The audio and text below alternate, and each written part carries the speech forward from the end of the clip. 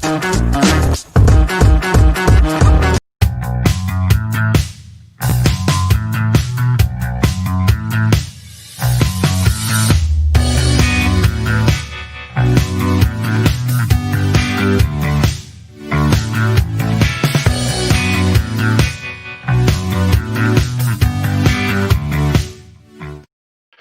do you say? What do you know? It's the full Monte Sports Show. It is Sunday, December 13th, 2020. I am your host, Monte Perez, aka the Sports Whisperer.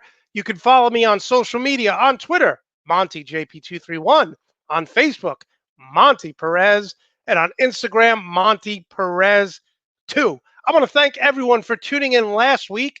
We had 35 states tune in across the country watching the full Monte Sports Show live, and we are trending number 3 on YouTube. Trending number 3 on YouTube. Now, listen, just think about how great that is. We are trending number 3, and we are only doing this show once or twice a week. So just imagine if we could do this show 5 days a week with your help, we will be trending number 1. We will be trending number 1. So if you like this show, if you like, as you hear the background there, if you like this show, if you like sports and comedy, definitely tell one of your friends and one of your family members. We have the best guests all across the country. This week is no exception. In about 25 minutes, Ori Hicks is going to join us to talk about the Philadelphia 76ers and the Philadelphia Eagles, who will be with Jalen Hurts as their starting quarterback this week. They have benched Carson Wentz.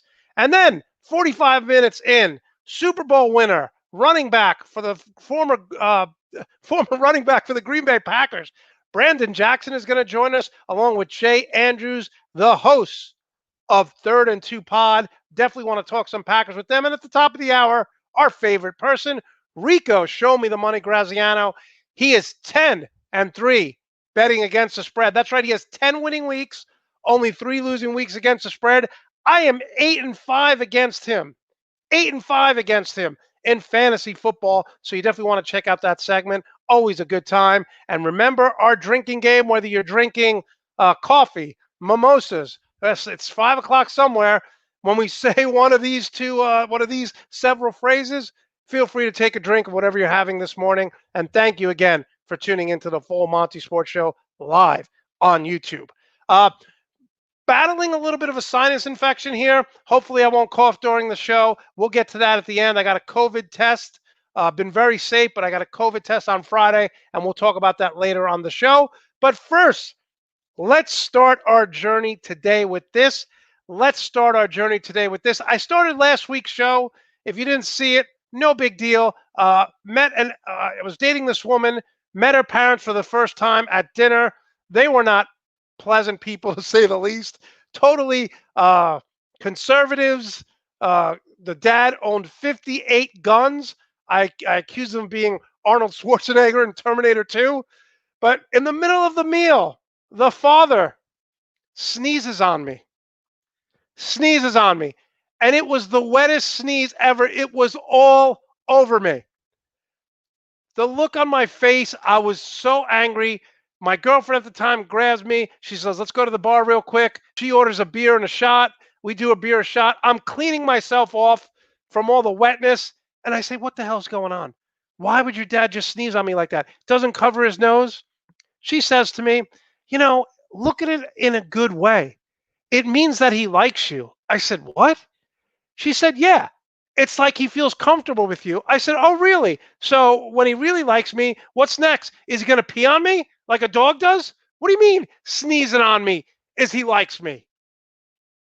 I'm like, I am drenched from your dad's. Can you imagine if this happened now under COVID? So we go back to the table, and the dad keeps pressing me about buying a gun so I can protect his daughter. And I'm like, why are you so obsessed with guns? 58 guns is a lot. And the mom says, well, it's not really us. It's these kids nowadays. She said these kids with their games are so violent that they go out and get guns and they shoot people. And I said, yeah, I don't really know if I agree with that. From the time I was 6 to 16, I played Monopoly. From the time I was 6 to 16, I played Monopoly. I don't own any land. Okay. And Monopoly was a huge influence on me. Although some of my friends after high school did pretty much go to jail, directly to jail. So maybe I agree with your premise 50%. So the bill comes and the waitress gives it to me, and the dad says, "So are you going to reverse Godfather me?" I said, "What do you mean?" He said, "Are you going to reverse Godfather me? Are you going to make me an offer to pay, and you know I have to refuse that offer?" I said, "No, don't worry about it. The bill's already been taken care of." He says, "What?" I said, "Yeah, I paid for the bill." "Yeah, I'm a baller on a budget. I picked up the $200 bill." They freaked out, started yelling at me, started yelling at the waitress, called the manager over, making a scene, saying that they wanted to void my credit card and pay for the bill. I don't know how doing something nice can get you in trouble, but it got me in trouble because they walked out of the restaurant. So 2 days go by. 2 days go by. I wake up in the morning and I feel like death. I feel like death. So I call my doctor, and my doctor says it was a Monday. I cannot see you until Friday. I'm like, what the hell's going on? He's like, there's a bad flu going around. I can't see you till Friday. Now, this was 3 years ago, had nothing to do with COVID, but obviously this guy got me sick. So the next day, I have to go to urgent care in North Bergen, New Jersey. They open at 8 o'clock. Now, I don't know if anyone's been to any urgent care, but let me just say this. Urgent care is neither urgent nor care. Let me repeat that. Urgent care is neither urgent nor care. I get there at 8 o'clock. There's one woman sitting there, and I'm not kidding you. There is a parakeet cage with about 30 parakeets in the cage at the doctor's office in the lobby. And I don't know who's responsible for cleaning it, but the amount of dirt on the bottom of the cage, it looks like it hasn't been cleaned in a month. So let's just summarize. I go to this urgent care in North Bergen, Boulevard East, 76th Street. There's a parakeet cage. I get there, and I was there about a year before, so I didn't have to fill any paperwork. I said, I'm really congested. I think my girlfriend's dad got me sick. He sneezed on me, blah, blah, blah. So they take all my information down, and then I have to pay them before I go see the doctor. Like, what is that? She's like, $85. I'm like, why am I paying now? Is the doctor so bad that people refuse to pay when they leave? So I pay the money before I even get serviced by the doctor. So I'm sitting there. There's me and this other woman in there. And all of a sudden, I smell food. I'm like, what is that? What's going on? This woman comes up to me and she says, would you like an empanada, senor? 3 empanadas for $5. Now, for those of you who don't know what an empanada is, it is a pastry filled with meat, sometimes cheese, sometimes chicken, sometimes pork. And the worst part about it is she didn't come from outside. She came from inside the office. What are they cooking? Empanadas in the doctor's office on 76th Street in Bergen Line, New Jersey, in North Bergen? Empanadas. Where am I? What's going on? So I'm waiting there. And guess who walks in? My girlfriend's dad. Apparently, he was sick too. Now, I had a hat on, I had sunglasses, I hadn't shaved since, 4 or 5 days, didn't look like myself. He goes up, he pays, he sits across from me, and he says, excuse me, sir, I don't mean to be rude. I don't mean to put you down, but you look like my daughter's boyfriend. First of all, why is he saying I don't mean to be rude and this is not an insult? How is me looking like someone else an insult?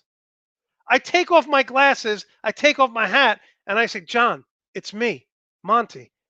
He's like, oh, why are you sick? I said, why am I sick? Because you sneezed on me. He's like, no, no, I didn't start feeling it till yesterday. So now he's like, maybe you got me sick. So he's blaming me. So thank God, as soon as he starts talking to me, they call me in. Now I go into this big building. It looks so much bigger in the inside than it was on the outside. And I look to the right of me as I'm walking towards my room, and a woman is giving a guy a massage with no shirt on.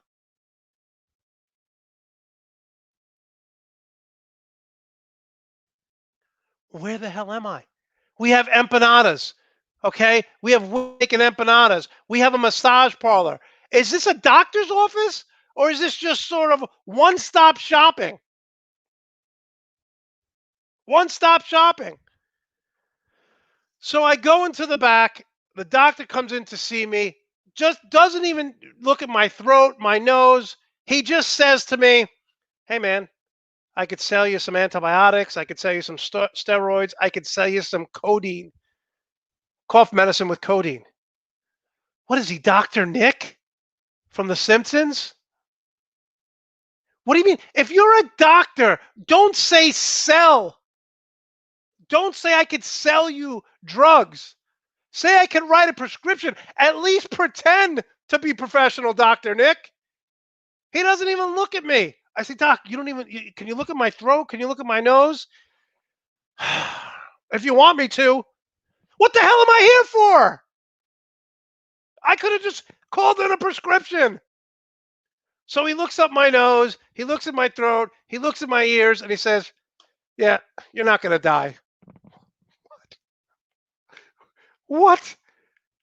Again, where the hell am I? I didn't go to the doctor's office thinking I would die, but that's what his diagnosis was? So he writes me a prescription. I'm leaving. I'm hoping that I don't see my girlfriend's dad still in the waiting room because I'm going to have to talk to him. But thank God he went in. But he left me a care package. He bought me 50 empanadas to make up for the meal that I bought him on Friday. And let me just tell you one thing. I have not thought about my ex-girlfriend in years. I have not thought about her parents. I did when I was thinking about this story. But the one thing I remember, when I don't feel well, like today, and the holiday season around, they were the best empanadas I've ever had. The best empanadas I've ever had. Whatever that woman was cooking in that doctor's office was better than any drug that could help me feel better because I ate all of them in about 3 days. And that is the opening rant. Let's get to the good, the bad, and the ugly. Yeah, people are saying before, yeah, you're not going to die. I could sell you these things. I could sell you these things. You know, he was Dr. Nick. Dr. Nick. All right, let's get to the good, the bad, and the ugly. Let's start with the good. All right. During a year where he won a championship and formed a coalition of the nation's most famous athletes to use their celebrity to fight voter suppression, LeBron James is rightfully being recognized. Earlier this week, LeBron James was named Sports Illustrated Sportsman of the Year, and Time Magazine announced LeBron James Athlete of the Year. Look, guys, I know you don't want to talk politics, but our athletes have always stood out for injustices. The great ones have. Muhammad Ali, James Brown, Kareem Abdul-Jabbar. Think about this.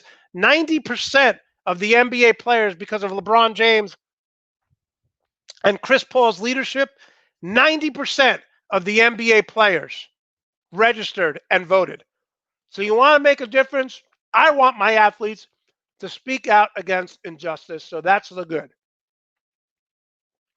Now to the bad. Now to the bad. So Kyrie Irving, who believes the world is flat. This is true. Kyrie Irving said in an interview, we all know the world is flat. They've been lying to us for years. Kyrie Irving played with LeBron James in Cleveland and won a title. Since he left Cleveland, he's been an absolute disaster. He's been an absolute disaster. He was just fined $25,000 for saying, I don't talk to pawns. I hope we utilize these fines for the marginalized in our community. I don't talk to pawns. Talking about the reporters, he's like, we're trying to do something here. Appreciate the art. Leave us alone. Kyrie Irving, let me just explain something to you. Okay, Kyrie? The fans and the reporters pay your salary. The fans and the reporters pay your salary. You're calling them pawns because they're asking a question on media day. On media day, Kyrie. You're supposed to be working with those people. These people are trying to put food on their table in a time of a pandemic, and you're minimizing the reporters. Now, look, I'll be the first to admit, my brother Pete and I talk about this all the time. Sideline reporters, for the most part, are useless. After every game, they ask, what does this win mean to you? And what statement did you make? We're 7-1. That's all. Like, reporters are sideline reporters are ridiculous. But let's just call it like it is. These reporters are not being mean to Kyrie. It's first day of media. They're asking him a question, and he's saying, I don't talk to pawns. Kyrie Irving, you are not a role model, and I don't expect my athletes to be a role model. I expect them to be professional. And you better start answering questions that the media asks you, or the NBA should really come down hard on this guy. Again, he believes the world is flat. Kyrie Irving has been a disaster since he left LeBron James. Now, let's go to the ugly. Let's go to the ugly. We start the show with the good, the bad, and the ugly. Look, LSU won a national championship last year. They will now forego participating in a bowl game this year, adding to the list of self-imposed investigations into this improper booster payments to LSU players. Look, LSU is 4-5, had a big win last night against Florida. But I'm just going to say this. You see, I don't want to hear about LSU losing 35 players. Clemson lost a ton of players. Ohio State loses a ton of players. Alabama, they're all football, NFL, minor league factories. LSU is also going to lose 8 scholarships over the next 2 years. And I'm just going to say this about Ed Orgeron. Ed Orgeron is a great coordinator. Ed Orgeron is a great recruiter. What Ed Orgeron is not is an elite head coach. He's not a good game coach, always struggled with time management. He had a great year last year. We've seen bad coaches win titles. Tyronn Lue won a title, okay? But I look at Ed Orgeron like I look at Wade Phillips, like I look at Norv Turner, or if you want to go to college, like I look at, Steve Sarkisian, who was the head coach of Washington, the head coach of USC. Now he's the offensive coordinator at Alabama. Ed Orgeron can't run a program for more than 3 or 4 happens. He's a player's coach. They love him. Loosey-goosey. He is not the man to run a head, to be the head of a program. And you're going to see LSU over the next 2 or 3 years have some serious problems with recruiting allegations and with game management. It was magic in a bottle last year. All the credit in the world to him. And this is not a put down. There are just certain people who are not number ones. And I believe that Ed Orgeron is not number one. And there you have the good, the bad, and the ugly. In about less than 5 minutes, we're going to get Ori Hicks on to talk about the Philadelphia 76ers and also the Philadelphia Eagles. But first, let's go around the NFL. I do this every week in about a 3-4 minute format. Think about this, guys. I am 103, 37-1 picking games. 103, 37-1 picking games. I am 66 games above 500, and people are still mocking me on social media. I'm 66 games above 500, yo, and people are still mocking me. So let's get right to it. 6-6 Vikings at the 7-5 Bucks. The Bucks are giving up 74.2 rushing yards per game, number 1 in the NFL. Dalvin Cook wants to run early and often here, but the Bucks are coming off a bye, and the Bucks' strength stopping the run is going to go against the Vikings' strength. They want to run the ball. Take Tampa here, 27-20. Tampa Bay, 27-20.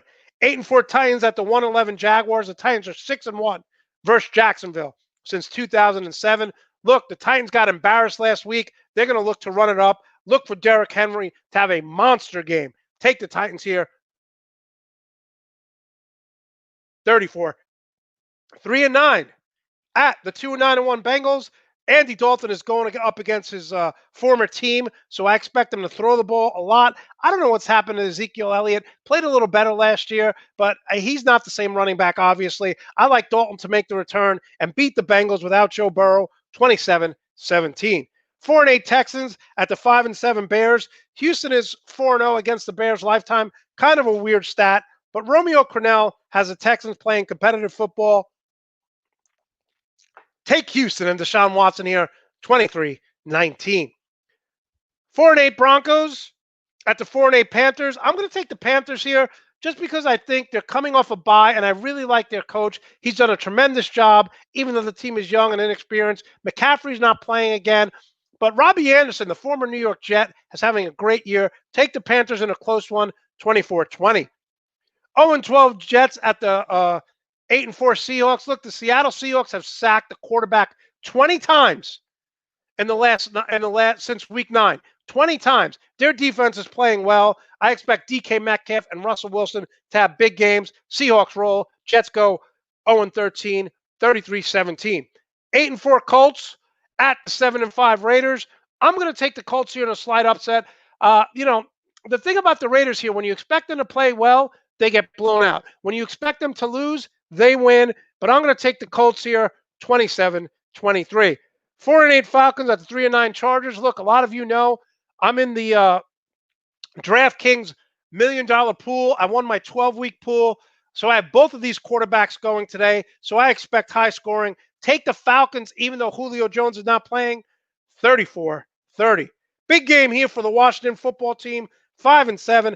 Alex Smith is facing his former team. I think San Francisco is a better team here, but I'm going to take the momentum with the Washington football team in an upset, 26-24. And finally, 7-5 Ravens at the 9-3 Browns. Look, this is a game that I want to talk about. This is a game that I was going to give to Rico, show me the money, Graziano, but I'm taking this. The Browns are playing very well. Both teams are well coached. This is going to be a game based on who can run the ball. I expect both teams to rush the ball for over 200 yards, but I'm taking the Ravens, 30-27. Again, 103, 37-1, picking against the spread. 103, 37-1, picking against the spread. We are going to get your comments ready, but first, let's bring in our good friend, Ori Hicks. Ori, thanks so much for joining the full Monte Sports Show. How are you today? I'm good, Monte. How are you? I'm doing good. Let's get up a nice 76 of background here to get you started. I'm really excited. Listen, let's get right to it. Okay, the Sixers, we know they've had struggles. Okay, the process never came through. Talk about Doc Rivers, the new head coach. What you like, what you don't like. Well, first of all, thanks for having me on the show again. I really appreciate it. Thing I love about Doc Rivers, obviously, is that he is a championship winning coach, and he brings that hardware. So now when you look at Doc Rivers and you say, okay, this man has actually won a championship, so that means you already have credibility right away. Credibility in the locker room, credibility with the players, credibility in the city, and probably even credibility with the media. So that's what I love about it. What I don't like about it is that it seems like since he left Boston and with the Clippers and how things ended with the Clippers so bad, is Doc on a downcline? So I'm a little worried about that. Hopefully not. Hopefully for me as a true Philadelphia Sixer fan, hopefully, he gets it back up and he wins the championship here in Philadelphia, something he couldn't do with the Clippers. Can I make the argument that Doc Rivers is, when it comes to young players, he's great. They respect him. When it comes to veterans, he's too lenient on them. We talked about, I talked about this a couple of weeks ago, how the story came out, how Kawhi Leonard lived in San Diego. He took a helicopter. He was late for practices. He was late for games, and Doc just looked the other way. So can I say it was time for Doc to leave the Clippers, but he can – I look at Doc Rivers kind of like, one of those coaches who maybe like a Marty Schottenheimer back in the day. If your team is a disaster, he'll turn them around. He'll get them to win. But is his days of coaching a championship team over? See, that's the question, Monty. And that's why I said I don't know. Hopefully not. Hopefully with this young nucleus of Ben and Joe as the centerpieces, hopefully not. Hopefully he can carry this team and reestablish himself as one of the top or elite coaches in the NBA. So I'm hopeful, but I agree with you. It's definitely not a done deal. We don't know. And the facts that you bring about Kawhi Leonard, that can't fly in Philly. That could never fly here. Yeah, no, I mean, listen, it was a disaster. I put the Hall of Fame up there for you, all the 76er players. Talk about the shirt you got on. Is that a Philadelphia Phillies World Series shirt? Yeah, this the 81, Monte. This is the 81. So, I bring it way back. My man, Tug McGraw, remember that strikeout, yeah. back in the day? Yeah, I remember that. Yeah. Tug McGraw was a Met pitcher for a long time, too. All right. Yeah. So I want to talk about Ben Simmons and Joel Embiid. I'm one of the few people who really like Joel Embiid. One of the things I loved about this is when they lost that heartbreaking loss to Toronto, when Kawhi Leonard hit the shot all around Canada, Joel Embiid cried. And I'm like, you know what? I want my players to care. And he cried. Is it unfair criticism with Joel Embiid? The one thing I could say about him is maybe I look at these two guys and I say Ben Simmons wants to have more attention off the court, where Joel Embiid wants his attention on the court, but neither of them are grinders. Joel Embiid is constantly out of shape, and Simmons hasn't developed a jump shot. I mean, you hit everything right on the head. That's pretty much it. I do think, the one thing about it is that they do work hard. You know what I mean? Like, even though Joel has been out of shape, per se, I think he still works hard. I think he really tries. You know what I mean? I just think that as he gets older, maybe he's going to need some other people to help him out with some conditioning. I remember a story that Charles Barkley was talking about how Moses Malone, the great Moses Malone, said, "Bro, you're fat. You're fat. Get your behind in shape." So I wish Embiid had somebody like that. Now, there's no player like that on the Sixers that can probably do that, but maybe Doc Rivers can do that. And, and I know Joel Embiid wants to win. I know that. And I know Ben Simmons want to win. So I think that's the main thing, that these guys work really hard. They want to win. But how do you do that? Right. You got to get back in shape. Ben, are you going to develop that jump shot to make you even more dynamic? Because you can do so many great things on the court. And I know he knows more about basketball than me. So if he knows that, what is the reason why it's not happening? There's something there. So maybe there's somebody there to help him figure out a way to make sure that happens, to make him even a more dynamic player. Because in my opinion, Monte, for this team to elevate to the next level, I think Ben Simmons has to be actually the best player on the team. I said it on my podcast a while ago. I'm sticking with that. Ben Simmons has to be the best player on the team for them to elevate to be that championship contender and hopefully win this chip in Philly. Is it because he dominates the ball as a point guard, so he's got to create or take the big shot? Is that why you say he's got to be the best player? Because we've seen. Mm-hmm. I think LeBron's going to take a step back here.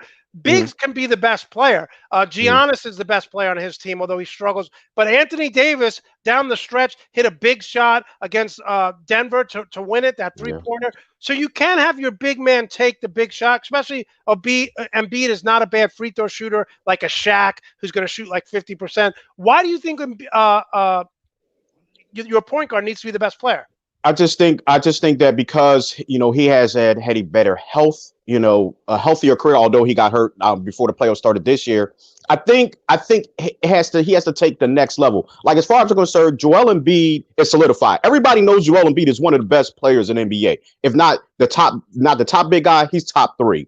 Ben Simmons is continuing to grow and grow and grow and grow. So if he continues to grow and grow and grow and grow, he will eventually surpass Embiid. So if he does that, he becomes the best player. The Sixers go to another level, and the Sixers are now more of a championship contender team. I mean, so this is my dream. I want these guys to be Kobe and Shaq, not exactly like Kobe and Shaq, but that is my dream. Or this young version of LeBron and AD. Why can't the Sixers do that? I think they can do that. I think they can be the East Coast version of LeBron and AD.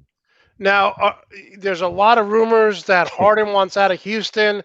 I don't see Philly getting him without giving up one of the two bigs that you mentioned. How do you see this playing out? Do you want Harden, or are you at the point like, hey, let's go to trading deadline and see where we're at?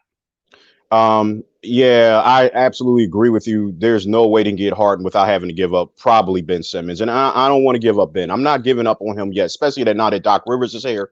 Give him a chance.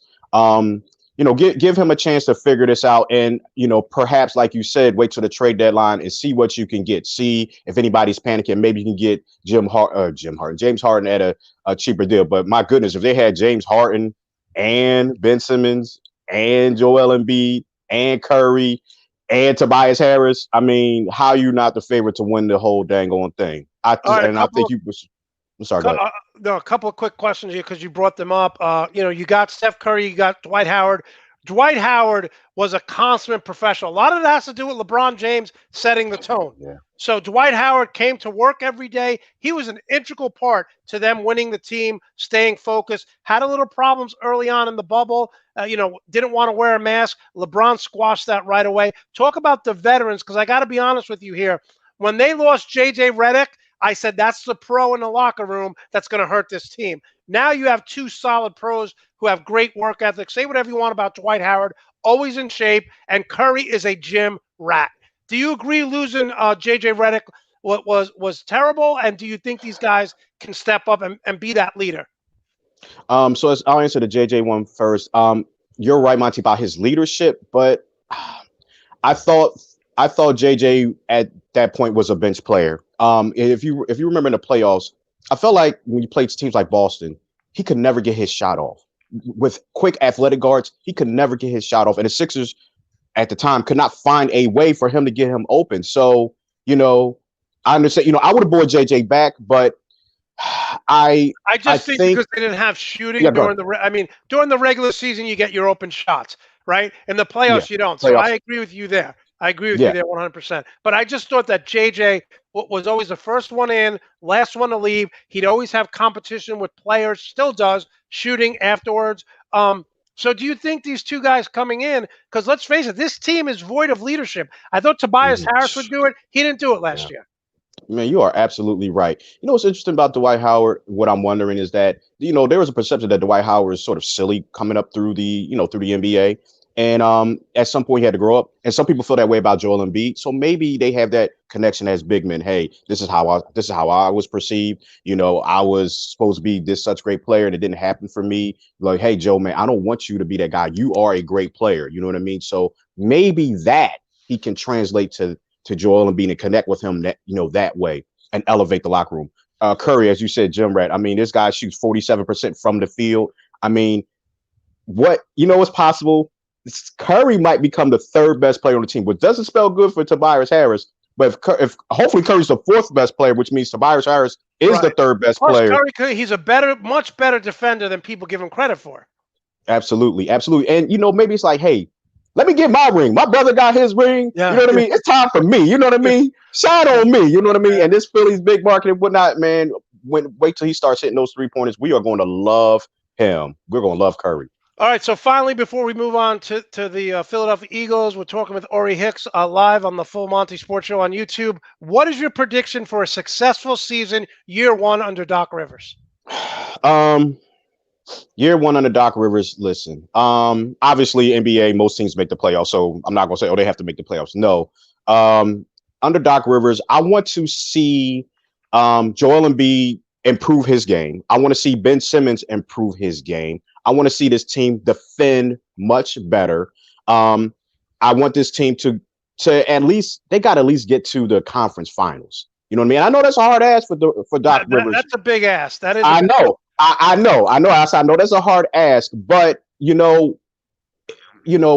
why it's doable. I think it is doable. And I know Brooklyn and Milwaukee and Toronto's always going to be there and Boston and whatnot, but I don't care. I want Doc Rivers to instill that confidence in them. No, guys, you are one of the best teams in the East. Whether it's going to happen or not, Monty, I don't know. But I think that's doable. I think that's the goal. Get to the conference finals. Come on now. What I want to see from this team, and you follow them more than I do, but what I want to see is game number 40, I want to see a sense of urgency on this team every night. I want to see professionalism. Now, if you want to rest Embiid and you want to rest Simmons, that's fine. But when they play, I want to see a sense of urgency. I don't want to see them losing to teams like the Knicks by 35 points on a night in February when no one's there. I want to see them take this profession seriously. Do you Yeah. think that's what Doc Rivers is stressing early on in preseason? Um, I think that'll come later down the line. I think he's looking to see, okay, what do I have here? What guys do I got? Who are my dogs? Who's going to do what? Who's going to do that? And then I think as the season goes on, he's going to figure it out. I'm like, okay, I know I can count on that guy. I know I can't count on that guy. I know this and that. So I think urgency, although I know one of the press conferences, Doc wants to play fast. So he's already sort of changing the kind of the culture of like, this is what we're going to do. We don't take breaks. This is how we do it. So he's right now, he's establishing a culture. He's just establishing a culture right now. And so whatever that culture is, hopefully he will figure out who are my dogs and who are my bums and get them out of here. Let's get some real dogs in here. I like this prediction right here from George. Right here, 44-28, losing the second round. Come on, George. All right, let's move to the 76ers. Let's move to the Philadelphia Eagles now. We've done talking about Philly. Look, Carson Wentz is benched. I've been a huge Carson Wentz fan, but I'm going to go with the same thing here with Doc Rivers letting stuff go. Carson Wentz has never feared for his job. From week 2 or 3 when he was playing bad, the head coach kept saying, Doug Peterson, he's fine. They're making the switch to rookie Jalen Hurts out of Oklahoma. How do you feel about this? Listen, I'm a huge Carson Wentz fan. I think we talked about it on your show, a few months ago. He had to do it, unfortunately. And I'm not blind. Like, I see it. Like, as much as I'm a fan of Carson, I love Carson. I want him to succeed. It had to be done. They have to, shake up something and just try something different, even if it's just for one game, maybe just to sit him down and just say, hey, Carson, just sit back and relax. Not relax, sit back and watch, just take a mental break. You know what I mean? And guess what? Yeah, you could lose your job. You're not starting this Sunday. You know what I mean? Like that should just wake you up. You are not starting against the Saints. If I'm a competitor, I'm like, I want to play against this team. Like, that would make me so mad. So, they had to make the move, Monte. They had to. He just was not playing well. And it's not all his fault. It's definitely not all his fault. But, the quarterback gets all the love and they get all the hate. And that's just the way it goes, unfortunately. Or fortunately, however you want to look at it. Listen, I agree with you. Last year, what he did was amazing, considering they had guys who worked at Home Depot actually running wide receivers. Right? Yeah. He had the slowest wide receivers in the group. There's really no one on. They got Jalen Reagor, who's a speedster, but the injured what's his name sat out for the 49ers. Goodwin Godwin sat out. Mm-hmm. But can I make the argument that if you're going to start Jalen Hurts, this is the wrong team to do it against, because the Saints defense can be scary. Yeah, listen, I guess some people are like, is this a conspiracy? Are they really trying to hurt this dude? Like, what are they setting him up, saying, all right, y'all think he should be out there, go out there, we'll put him against the number 1 defense. Mm-hmm. You know what?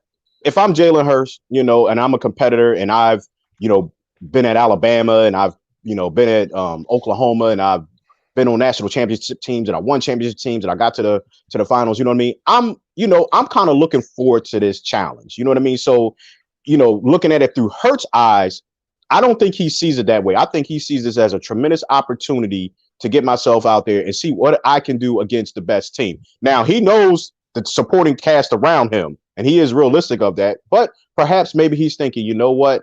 I'm just going to go out there. I don't have anything to worry about. I'm just going to play free. As well as the coaches. I think the coaches are like, you know what? Just get out there. We'll see what happens.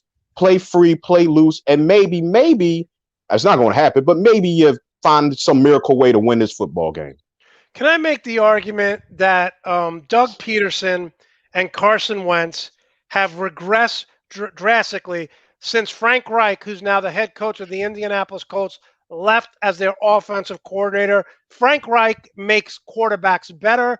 He was a backup most of his life under Jim Kelly in Buffalo. He was a backup to Boomer Esiason at Maryland. Can I make the argument that when Frank Reich left, Doug Peterson and Carson Wentz's career has been downhill since then? And You hear that a lot here in Philadelphia. In fact, Monty, a lot of people actually, people that call on the radio shows and things like that actually say Frank Reich is actually the reason why they won a Super Bowl. He's the real coach. Um, I mean, yeah, the proof is in the pudding. I mean, since he's left, the Eagles have not won as many football games, although they have made the playoffs without Frank Reich. They wouldn't have made the playoffs 2 years in a row. So, yeah, there is definitely some regression. I think that maybe the people that are in Doug's ear are certainly not as good as Frank Reich. I mean, obviously. So in that regard, yeah, there is some sort of regression. With Carson Wentz, not only that, he lost DeFilippo, who was the quarterback's coach as well. You know what I mean? So a lot of those guys with quarterbacks, you have to sort of make that connection with that coach, and maybe the new guys, he's not connecting with them as well. You know what I mean? So I can't argue with, since Frank Reich has left, they have both regressed, because I mean, it's not been as good. So you make a valid point. I cannot disagree with that. So here's what I'm going to say. Do you bring Doug Peterson back, or are you done with him as the head coach?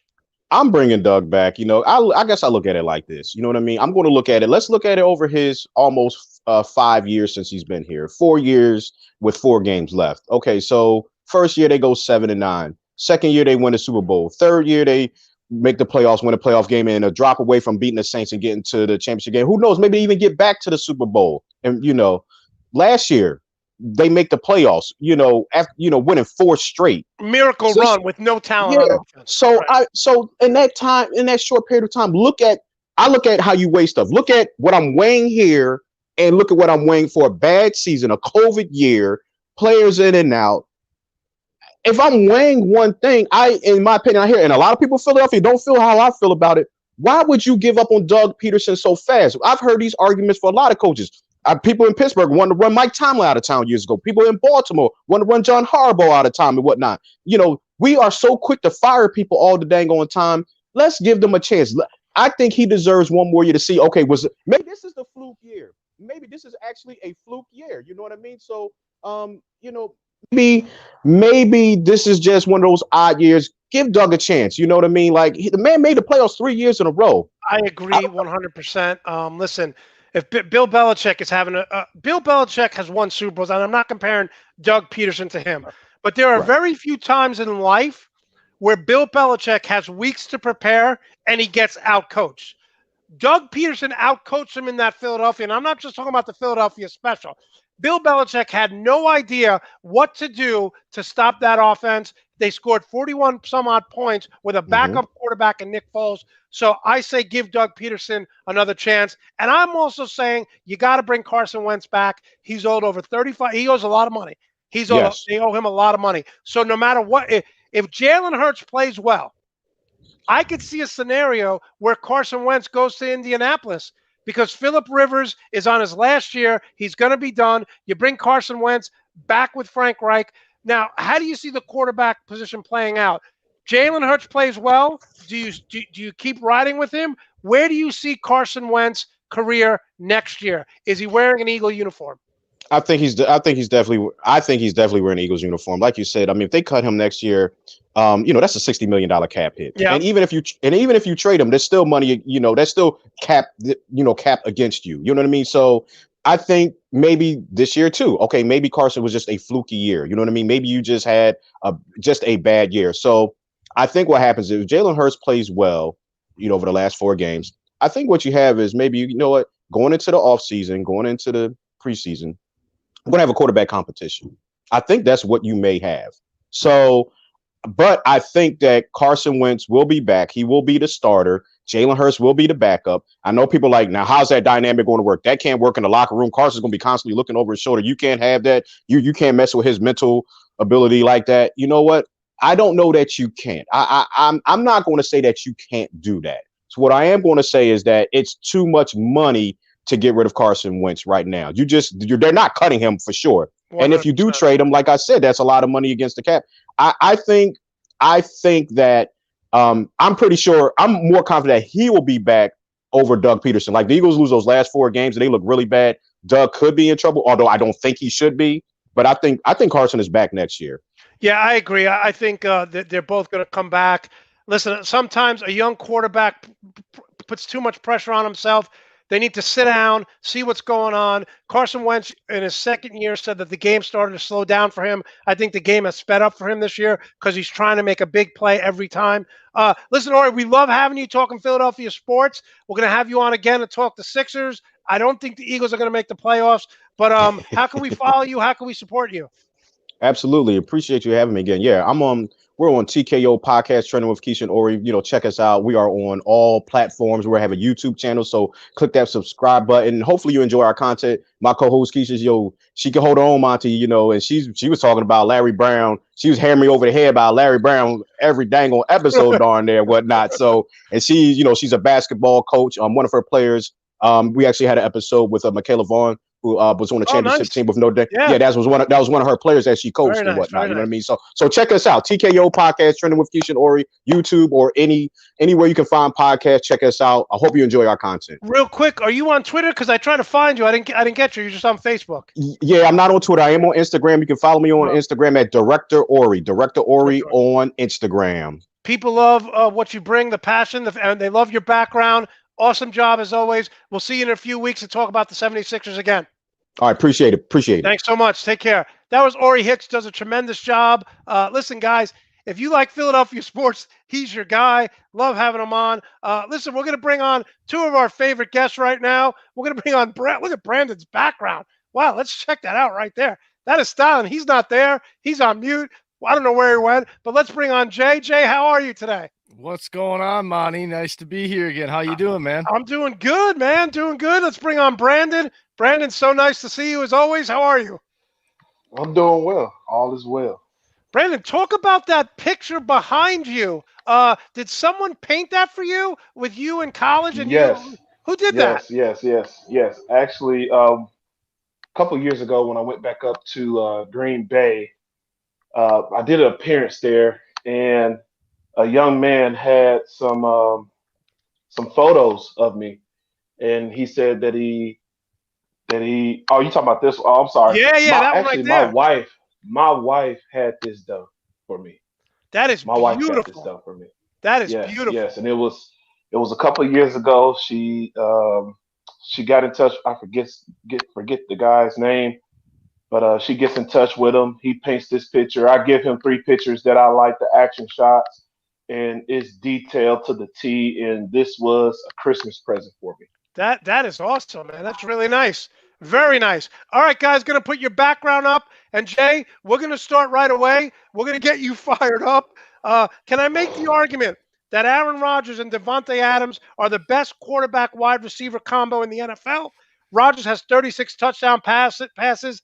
Adams, 13 touchdowns. These guys, when Adams is healthy, are borderline unstoppable. Not borderline. They are unstoppable. And if you watch these guys, I say unstoppable because it's like everybody knows that they're going to go there. And even when they have, and especially, Monty, when they have a play that fails, they like the defense should just automatically just roll everybody there because these two are so stubborn and so confident at the same time. If they don't score on a play, that ball's going back to Davante Adams, no matter what. And he makes unbelievable plays. It's one of the most fun and just for Packer fans that miss Jordy Nelson, Davante has got more receptions for a ton more yards and way more touchdowns, and the season's not even over.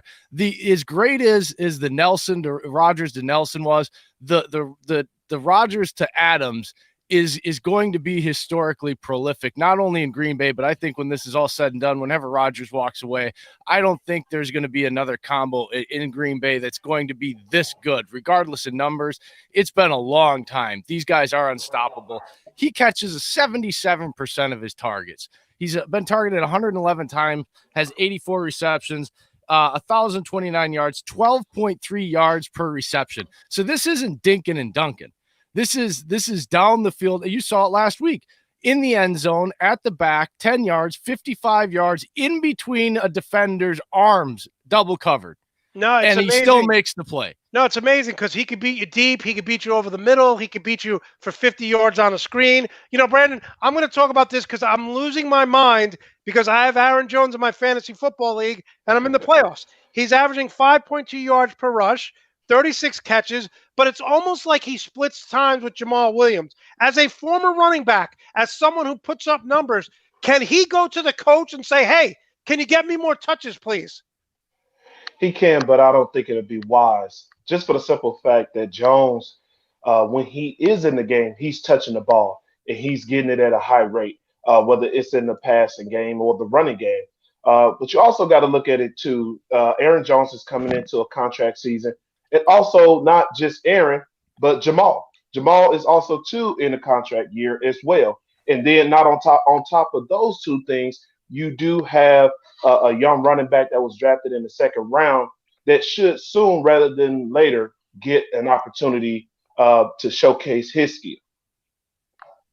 Now, And so for me, when I look at that, the 45 reps less is not a big deal when you're looking at durability. When you're looking at the possibility of a playoff run, and well, obviously they're gonna go to the playoffs, but a Super Bowl run, you need your lead back healthy, and with Aaron Jones having a calf issue, you do not want to further damage his durability by amping up the reps. these are all fair points, but I see this with Alvin Kamara too. Like I'll give you an example. A couple weeks ago, Exactly.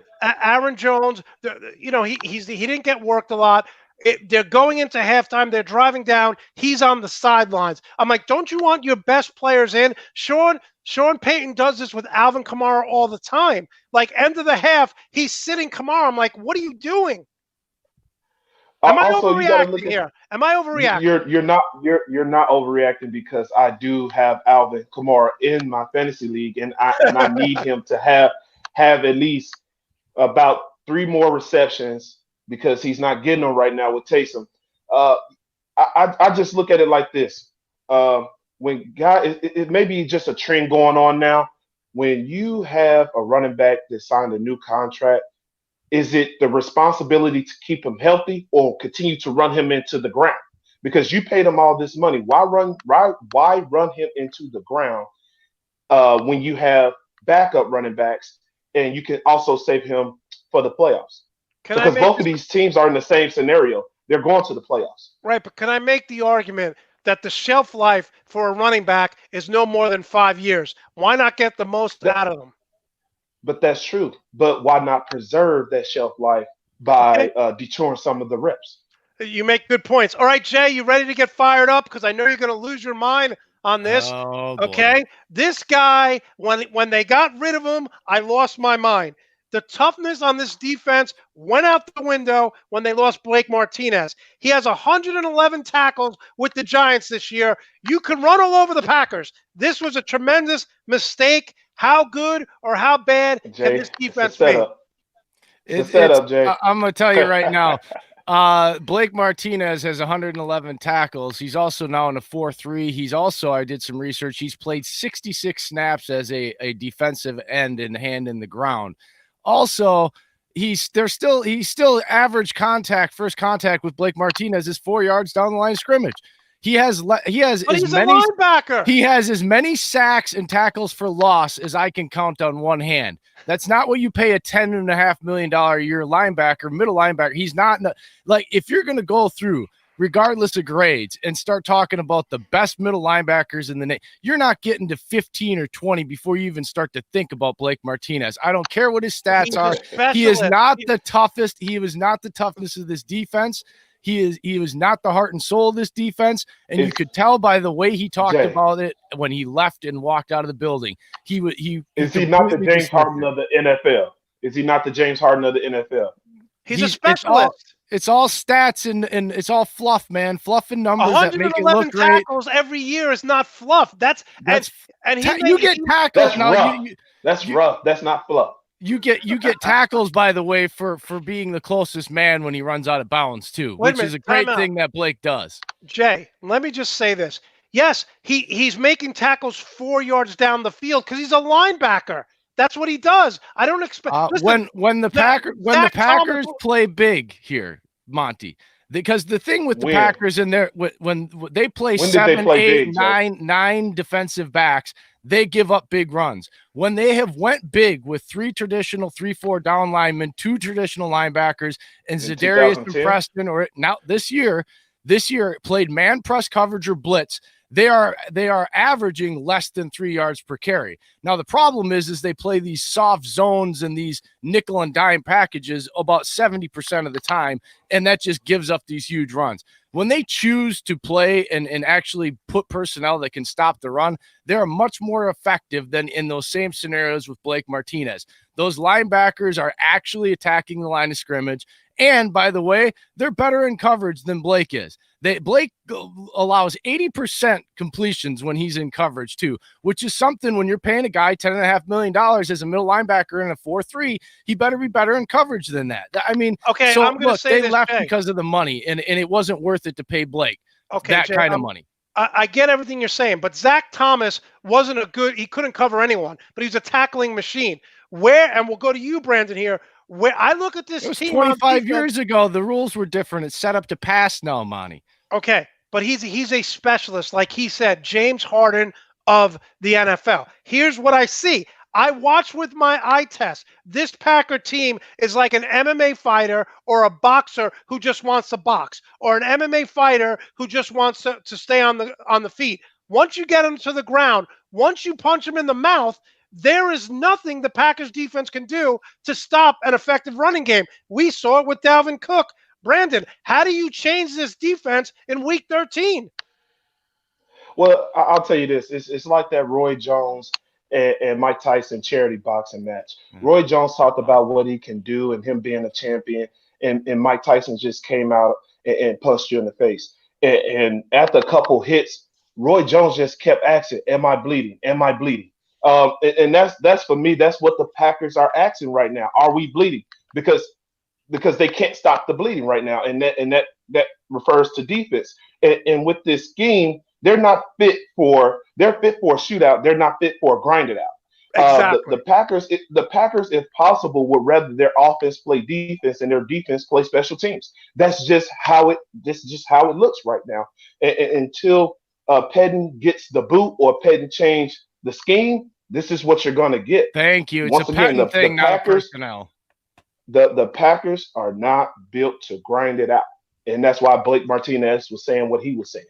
But Jay, can I say that we knew this was their weakness last year? If you're not evolving, yes, and that's what I was referring to. Yeah, here's the thing. Okay, at halftime last year, their rookie coach Matt LaFleur didn't make adjustments. Now he has. Last year, the Packers were one of the worst teams in the fourth quarter with Aaron Rodgers scoring points. Now they're much better. Why hasn't this defense and the scheme gotten better when we knew this was their weakness last year, Jay?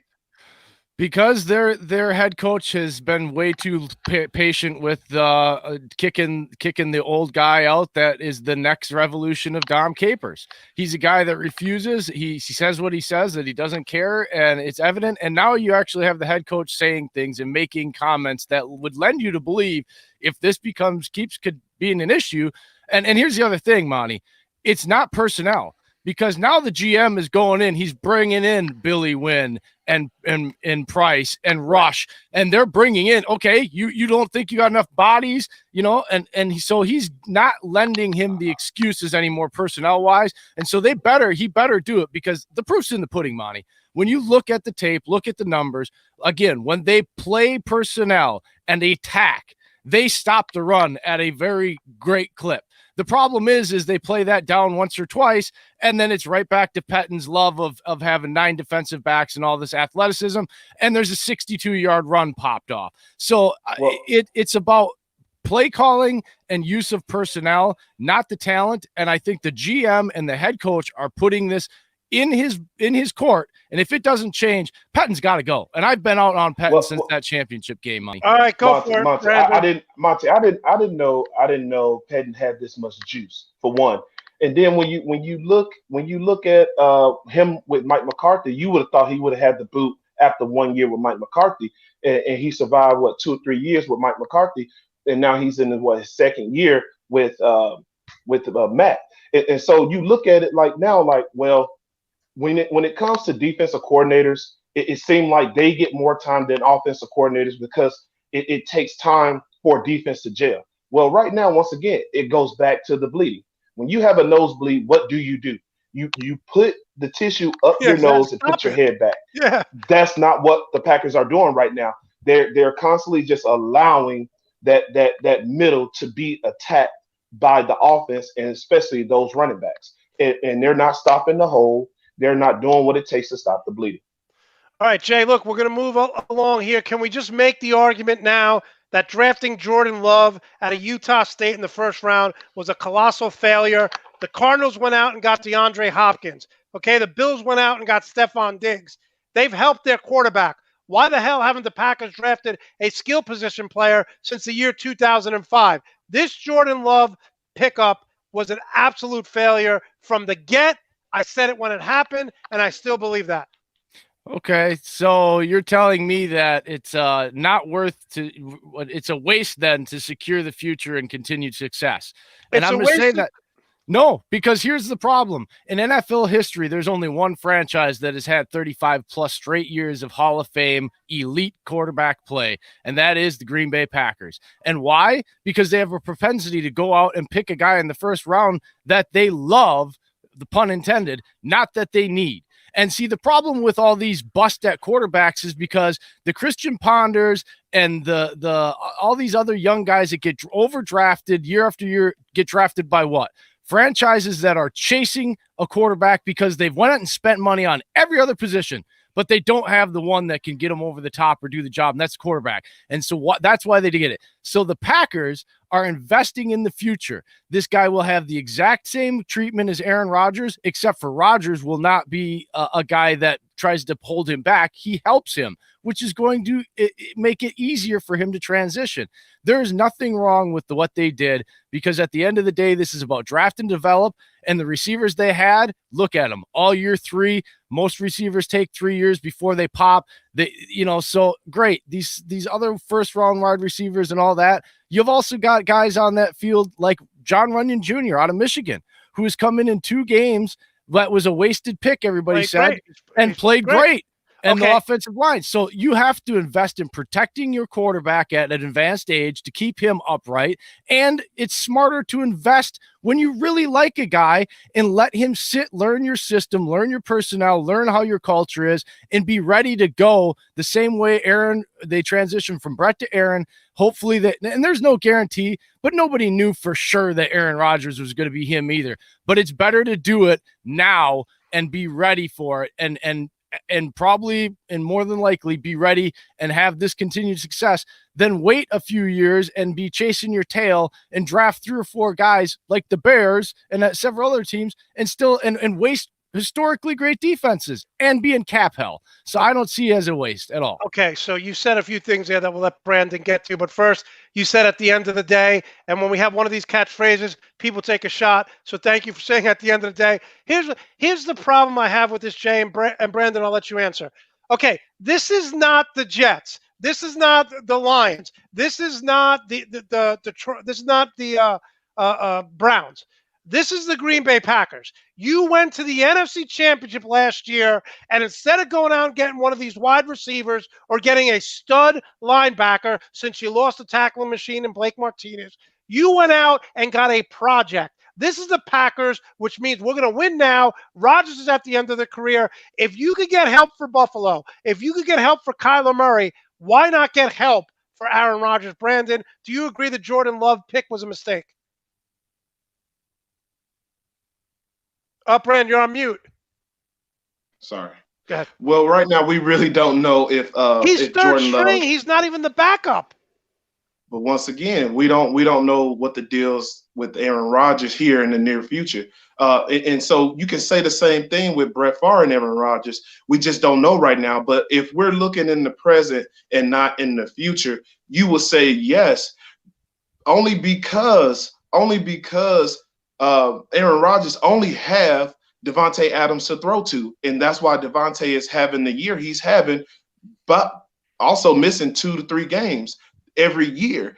Devontae is still doing what he's doing. but the Packers will struggle against a better defense. But it's the year of the COVID, so defense is not playing as well as normal years. So this is the year that the Packers have or could have just kind of taken the throne, but with not adding the wide receiver to their core hurt them. They could have had Jefferson, and they couldn't. Those guys were all gone. That's the problem. You would have been looking at Rieger, who is not one of these top guys, Ayuk, who is not one of these top guys, and so they were gone even when they traded up to 25. So this idea that they were going to do that, you could have traded. Listen, Diggs. They don't do that. Okay, but you know what? It's time to do it. Could have went after Diggs. No. Yeah, could have went after these guys. Do it. You could have got DeAndre Hopkins. No, Hopkins. No, you're not. But that's the Packer organization. The Packers don't go after big time guys. That's not what they do, because then you would have had to pay him. Okay, so here's the choice then, guys. People forget this, the cap situation. They had to pay David Bakhtiari, who now they're paying, what, $23 million a year? So would you rather have DeAndre Hopkins there or David Bakhtiari, who you have a 37-year-old quarterback that's been injured twice because of hits, or the best left tackle, pass blocking left tackle in the league? There's choices Hopkins. You have to make. No, you don't. Because guess what? Because if Aaron Rodgers is on his ass, you can't. Throw even the ball with him, he can still get hit. Cleveland. You act like Bakhtiari don't miss blocks. Brandon, you know this. You know this. Okay, as a guy that was hold on, guys. Rico, let's bring Rico in because he's shaking his head like crazy. What's Rico, up, guys? I would much take DeAndre Hopkins because you could always get a legitimate offensive lineman in the second, third, or fourth round, or late in the first round. No, you won't. No, you can't. I love how people just they undervalue offensive linemen like there's just something you can find on the street or in the corner. They're probably the most valued possession on the field, I think. Well, and you can't just find one or two. You're not going to survive with one offensive lineman like the Green Bay is with Devontae Adams. They're surviving with one wide receiver. Now, cut two, you're not going to survive with one offensive lineman. So I'm with Jay on this one. All right, Jay. Jay, let's talk about this real quick. The Packers play the Lions, Panthers, Titans, and Bears. Worst case scenario, 12-4, right, Jay? Yeah, I would say you're still looking at the 13-3 ponders on. Can they do enough? I don't think you're going to stop Derrick Henry, but can you do enough and turn the ball over when they have to pass the ball with Tennessee? And if you can do that and win that game, I think you can go 13-3. Otherwise, I think right now everybody looks at that Tennessee game and just chalks that as the loss, and they go 3-1 here. That's the game here in this Final Four that they play that you're looking at. If they can do that, they have a chance at the number one seed. I don't think if they don't beat Tennessee and don't go 4-0, I think they're a number 2 seed and having to play the first week. That Tennessee game, I think, is the difference between a potential number 1 seed and a bye or not. Yeah, no, I agree. And can we say, Brandon, since you played there, with COVID-19, fans are not in the stadium. Can we say that Lambeau in December is the hardest place to play? And the Packers, more than any other team, are suffering because there's no fans in the stadium.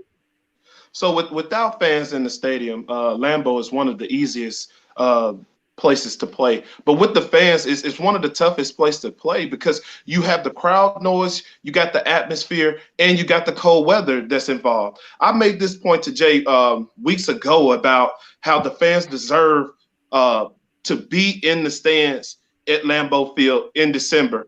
And we should try to make a petition to, and obviously they're trying to do a beta test with fans in the stands right now, but it's just not enough. Lambeau is not the way it should be right now. Lambeau in November, December, and January is the best. I believe the Packers are deserving of, the Packer fans are deserving of an opportunity for more fans in the stands, and just hands down, if you want to be or go to any game out of all 32 teams, Lambeau is the game. Is the field you would want to. Definitely, it's the place to be. All right, Brandon, give us your MVP of the league. defensive player and rookie of the year, and then Jay will get that from you. Then I have one or two more questions regarding fantasy with Rico and you guys. Also, I want to say this too, Monty. When you're at the Packer Stadium, when you hear "Go Pack Go," when you hear "Roll Out the Barrel," when you see people doing the Lambeau Leap in the parking lots after the game, there's nothing better than that. There's nothing better for the home team and the away team to see. There's not a better atmosphere than that. But right now, when I go to my MVP, it's still a tie between Aaron Rodgers and Pat Mahomes. When I look at defensive player of the year, I tend to go with, let me get your opinion on this. When you guys look at defensive line and linebackers, what qualified them as MVP? Well, I'm going to say this. I'll start with this. My defensive MVP, and people are going to think I'm crazy for saying this, is going to be Jamal Adams. Because thank you. That's why I made the point that I was making. You agree with me? That's why I was making the point. Oh, yes. When it comes to defensive line and linebackers, what qualifies them as player of the year, defensive player of the year? Because when you look at Aaron Donald, you would say what? Rushes and sacks, right? So, when you look at it, Jamal Adams leads the league in sacks. He leads his team in sacks. So, and this is for a guy that plays safety. About 10 to 15 week 9, Seattle. 20 sacks week 9. 10 to 15 yards off the ball. So he's getting there before the guys that plays the game of inches. He's getting there before those guys. It hurts me to admit it because I'm a Jet fan and the Jets let him go to Seattle. But by far, my defensive MVP is Jamal Adams. Who's your rookie of the year? Justin Herbert? Wrong last name. Justin Jefferson. The wide receiver. I got to go with the wide receiver. I have to go with the wide receiver from Minnesota. Yeah. The young man is killing it. He still got games left. See, when we think about MVP, we always go to quarterbacks. Let's trend away from that. I think who was the last NFL MVP? Adrian Peterson? Yeah, 2012. Other than a quarterback. Yeah. It's like LeBron, right? It's like LeBron always winning the MVP. Well, we know he's the MVP of the league. Let's go a different direction and give and show love to the other positions. That's why I want to go with this young man, this rookie. He's doing it. He's making it big. He's setting trends. And that's what you also have to look at too. What is he doing to make this league better? And that's what he's doing with the celebrations in the end zone. You would have never thought, according to Jay, you would have never thought drafting a guy this high in the NFL, it would take them 3 to 4 years to evolve. It's taken this guy not even one game to evolve. He has evolved. He has revolutionized the game when it comes to rookie play. No, he's been phenomenal out of LSU. Listen, the Minnesota Vikings, both teams won in that deal. They sent off Diggs and they got Jefferson. Buffalo's thriving. Minnesota's thriving with that. All right, Jay, you're up. Give us your 3 MVP, defensive player, and rookie of the year. Well, first of all, the MVP always goes to quarterbacks, and I'm tired of this whininess. Like, well, we know it's the MVP. Well, if you're that damn good that you're the MVP every year, you deserve to get it. Because guess what? It's like anything else in competition. You want my crown? Come take it from me. This idea that we got orange slices in this because, oh, it's the same guy. Well, you know what? If Aaron Rodgers and Patrick Mahomes are the best 2 damn players, and without them, their teams would fall apart every year, then they deserve to win it. I don't care if it's 12 years in a row. Somebody play better than them and make it obvious. A running back, go run and break Eric Dickerson's rushing record and score 25 touchdowns, and nobody will care about the quarterbacks that year. But if you can't do it, don't whine. Don't whine that you can't overtake these guys. So, stop with the orange slices and sunshine, for God's sakes, just because you're a running back. Who do you got? Who's he talking to you, Rico? It's Mahomes. Because he still never said who the MVP was, which I already know he's gonna choose Aaron Rodgers. Aaron Rodgers, and at these final 4 games are going to do it. Now, offensive rookie of the year, everybody would say Herbert, but I agree with B-Jack. Justin Jefferson has more than earned it. He is one of those special, rare guys that goes against the rule. He's the exception, not the rule. B-Jack, what about all these other first round guys that were supposed to be just as special? Like they're having pretty pedestrian average seasons. They fit into the rules. So you got one guy out of all these first rounders that's doing and making that transition. He deserves offensive rookie of the year over the quarterback. Defensively, I look at two guys right now. It's Myles Garrett because he's still a beast even when he misses time. He wrecks run pass time though. Yep. And then he still don't have any. He still doesn't have more sacks than Jamal. So how can you name him the MVP? But you know what? Jamal is allowed more catches. There's one guy that is he's the new Gilmore this year, and it's Jair Alexander. You can't throw the ball against this kid. Yeah. He's and even when you catch it, he knocks the ball out. He makes tackles. Savage has more interceptions than him. It's not about interceptions. More interceptions than him. Why? How can It's you not name about him? interceptions because guess what? Well, what is that it about? soft-ass zone coverage they play, he has to come from way back, and then he's got to knock the ball out because he's not in position to make the interception because he's lined up 20 yards off the ball. Asinine. So the knockouts and totally asinine. No, you're asinine. Rico, give us your picks. MVP? I like Jamal. I like Justin Herbert and Patrick Mahomes. Like Jay said, to be the champ, you got to beat the champ, and he's lights out. He's got what, 3 interceptions this year? 2 to 3 interceptions. He's been phenomenal. It's going to be interesting to see what they do in Miami. Before we get to some fantasy football, again, talking with Jay Andrews, Brandon Jackson, Rico, show me the money, Graziano. One quick question for you, Brandon, because I was a huge supporter of Scott Frost when he was at UCF. When he was at UCF, he turned the program around. They were 0-13. He comes in, they go 6-7. They go undefeated the following year. He had a better recruiting class than Florida State, than Miami. Only Florida had a better recruiting class. He goes home to Nebraska, your alma mater. What the hell's going wrong? Well, I love him, man, and I really never said this in the public, but I wanted for Scott Frost so bad to go to the University of Florida. I wanted him to stay in the state in which he has success in. I wanted him to stay in Oregon. When he was at Oregon, I wanted him to go back there.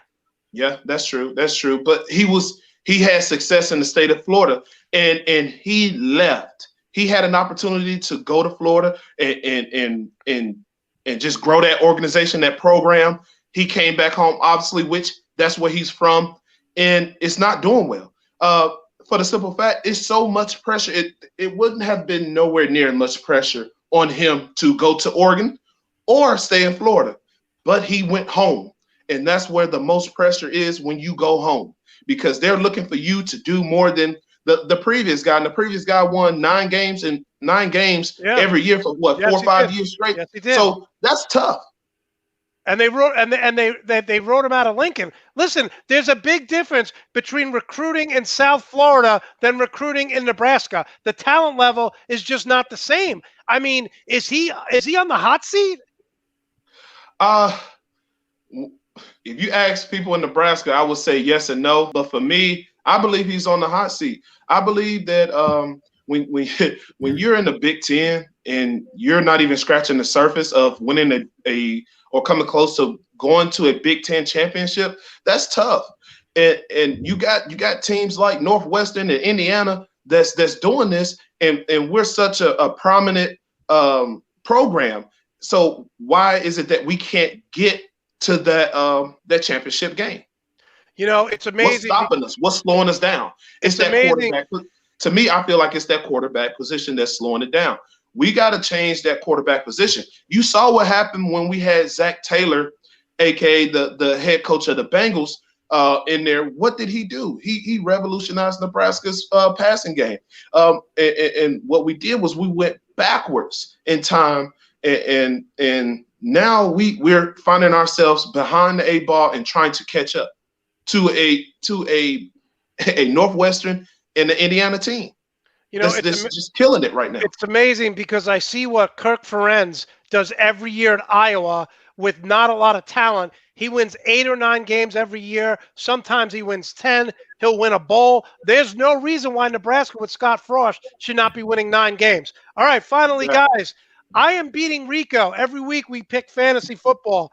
and I am beating him 8 weeks to 5. We bet a $200 American Express gift card, which is appetizers for Rico when he goes out. For me, that's a lot of money. So I'm destroying him. It's not even competitive. It's at the point where I want to lose, but I don't know how because I want to make it competitive for the show. How are you guys doing? I know Jay took a lot of rookies in his fantasy football draft. Wide receivers, no less. And I'm in the playoffs, doing just fine. In fact, I beat B-Jack in our only head-to-head matchup with all those rookies and stuff because he chose to take the fumble machine, Ezekiel Elliott, number 3 overall. And so those rookies have outperformed his 3rd overall pick. And that is, by the way, with my 5th overall pick of the draft, being on the sidelines for like 9 weeks and Michael Thomas. So, I mean, at the end of the day, I might not be the smartest guy and make some crazy moves, but head-to-head versus the champ, this guy's 1-0, wow. baby. Okay. So a couple weeks ago, Jay did not care about fantasy football because he was losing so bad that he knew he was out of the playoffs. And now that he's in the playoffs, now he's regained that confidence. I'm 8-4. With me, I was always on top. I lost a couple games, but I'm still on top. I'm still on top. Are you in the playoffs too? Yes. Oh wow! Both of them are in the playoffs. We're both in the playoffs. Yeah, ask him who record is better though. Yeah. Whose record's better, Jay? He got some. His schedule was better down the end, and I had 2 weeks. I had 2 weeks where I forgot to take guys out that had buys. Listen, Jay's talking about I had the 2 schedule. losses like where you I just didn't play put who in you with play. buys. I love it. No, it's all wait a about minute. the You're schedule, in the playoffs baby. after you picked Ezekiel Elliott 3rd, and you still made the playoffs. You must have a deep team. Yes, and you want to know the funniest thing? I'm not even playing Ezekiel Elliott today. I got Stephon Diggs, I got Beasley, and I got Allen. I got guys that no one in our league even thinks about. And you're doing it, so that's all that matters. All right, so my whole team is full of guys that nobody thought about. For gosh I got sakes. Sunday picks. When would you guys play in the playoffs? Would it be in the next couple of weeks, or will you not meet until the final? I wouldn't play him in the playoffs because he's gonna lose. We're on opposite brackets. All right, so Jay. you gotta get to. All right, guys, listen. Love having you on. We're gonna be joining your show. That's fear talking. That's fear. Jay, Brandon, how can we follow and support you guys? Go ahead, Jay. Hit him up. Well, you can hit up our show. It's at 3rd capital N2 pod on social media, on Instagram, Facebook, and IG. We have our Facebook page and our show. He is, of course, at bjackson32, and I am at upj33 on Twitter. You know, our shows we do every Wednesday night. We also have our other co-host, Good Morning Football's own producer, Matt the Hammer Hamilton, at Matt Hamilton 25 on Twitter. He's the 3rd member of our crew. We have a lot of fun. We have great guests. You guys are coming up on the show here in a couple of weeks for Titans weeks. And so, you know, follow us, give us a listen, find our show, any podcast platform, Apple, iTunes, all that stuff, and give us a 5-star rating and a follow, and send us your questions. You know, you can use the hashtag AskBJack and at the show, and your questions will get answered on the show, and you can have a lot of fun with us. And I hope everybody enjoys it because we enjoy doing the show, and it's a lot of fun every week. And I love dominate them just like I do every day, every week in the league and in the podcast. I'm surprised you guys ain't friends. Guys, listen, put your stuff on my Twitter page. That's where I'm most active. I will, of course, always promote, retweet. Love having you guys on. Great background, great content. We'll see you in a couple of weeks. Thanks, hey, guys. Monte, I love your DJ. Monte, I love your emojis. Oh, thanks. Just remember, Rico agreed with me, B-Jack. That's what we leave the show with. Exactly. He partially agreed with you. Partially. No, I was all in on Jay. Rico 8-5 head-to-head. So let's remember who's the smarter one out of the two. Right. So that means Monte and I against you and Rico. I'll take that matchup any day because the Italian boys are, we got some toughness coming. That's right. So, all right, guys. Thanks so much. Love having you on. We'll see you in a couple of weeks. Those guys do a tremendous job, Rico. So funny. Awesome. I always go along with them because they're just hilarious, and we're going to be on their show in a couple weeks. So, Rico, let's get right to it. Just have a couple quick questions before we get to your picks. Congratulations. You are now 10 winning weeks, 3 losing weeks against the spread. I'm even shocked. I'm not even kidding. You always get worried when the season starts, but it's another winning year. Like, I am pretty impressed with myself. Rico, can I make the argument that Cam Newton will never start another game in the NFL as a franchise starting quarterback unless it's in a backup role? Well, you say as a franchise starting quarterback, that boat is sailed as a franchise anything for him besides eating at McDonald's 2 years ago. He'll start again in the NFL, but I don't see him being anything besides a gap filler. I don't see him doing that. Wow, the hits just keep on coming, Rico. Sure, I am the worst with the Rams. I literally picked the opposite. If it wasn't for the Rams, I might be undefeated this season. Oh, yes, that is true. That is true. All right, let's get to your picks. Listen, I'm going to watch this game here. Dolphins against the Chiefs. Obviously, Tua going up against Patrick Money Mahomes. Rico, who do you like in this game? The Chiefs, right? The Chiefs are favored by 7. Is that high? 7? Yes. I would take the Chiefs all day, twice on Sunday. So you think this is not even going to be competitive? No, I think I don't think Miami is. The matchups are well. The matchups look well on paper, but the reality is it's just a different team. I think it's coming towards the back end of the season where KC is starting to ramp up their play. If you've watched them and you see what they're doing, you see it. They're not playing lazy anymore. There is no, they're not settling. They're not happy with 3 and outs. Not 3 and outs. So give us a score for this game. I'm thinking 32-17 if they're lucky to get 17 Wow, points. so you're calling it for a rout. Okay, yeah. Arizona 6-6. Have teams kind of figured out how to neutralize Kyler Murray at the 5-7 Giants? And before you answer that question, can I make the argument that Joe Judge is the coach of the year? You know what? He's been under the radar coach of the year. I mean, it's tough to argue with Tomlin, but you know what? That team's starting to fall apart a little bit, but you can't take away what he's done up to now, 12 games into the season. But Joe Judge has been, lights out, lost his best players, and he is still putting his team together. The players love him. He is smart. He's got the team behind him. He is definitely a candidate without a doubt. Okay, so who do you like in this game? I like the Giants. I am on the Giant bandwagon until the end of the season. I don't care who you put them against. I think they are a legit team going forward. Are you saying that? I would hate if they make the playoffs. I'd hate to be the team that goes against them. I think Joe Judge has it over these guys. What do you say, Coach of the Year? Again, it's tough to take away. What he's done is great, but Tomlin did that last year with Pittsburgh with a no team and went on a 8-game win streak, 7-game win streak, and nobody really. No one. It's like when the horse enters late in the race, it's hard to see people going the rest of the way with it. What is your prediction for the Cardinals Giants score? Oh, this is going to be a tight score. This one I'm going 24-17 area. Listen, got to give a shout out. My friend Andrea, remember she said the Giants would make the playoffs this year, and we're like, you're crazy.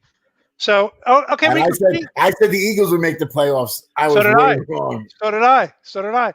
Rico, can we just talk about the email I got from you last night?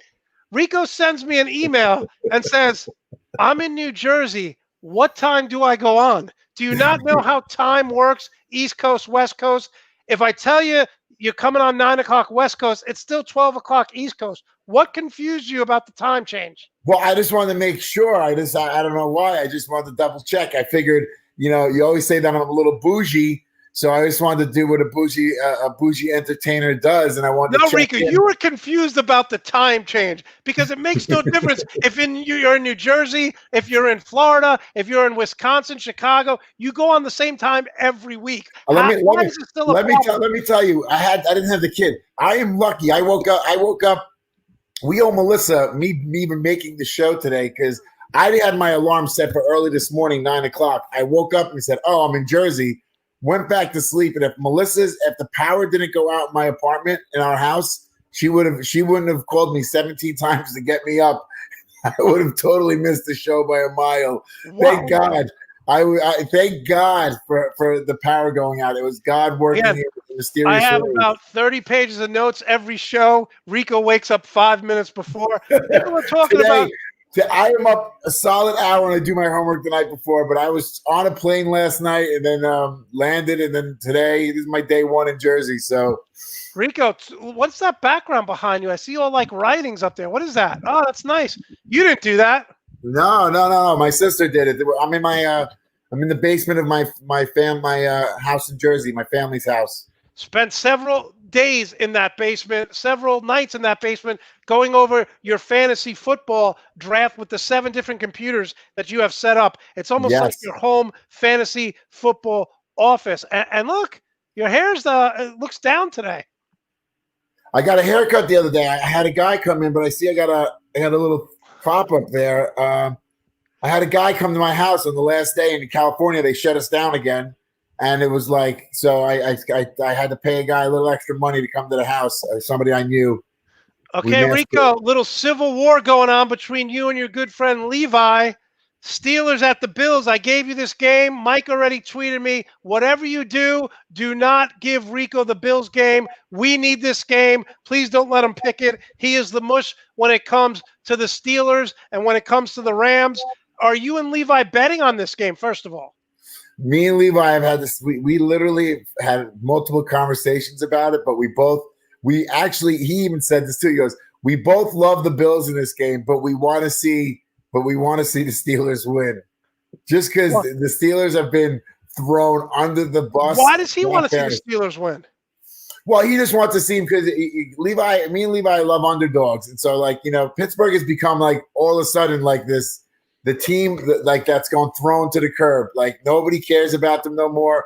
They lost Bud Dupree. It's like now they've become the Steelers of last year to where like they're a lock from the playoffs from 2 weeks ago, and now everybody's already like wrote them off. They're done.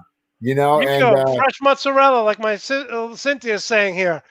Oh God, I wish store's being rebuilt. I wish I knew some fresh. So who are you taking here? You notice I put the Steelers up. You don't even comment anymore because I do it. So I saw that. That was a beautiful one. You want to go back to that one real quick? That was nice. Can you like that right there, right? The Steeler one?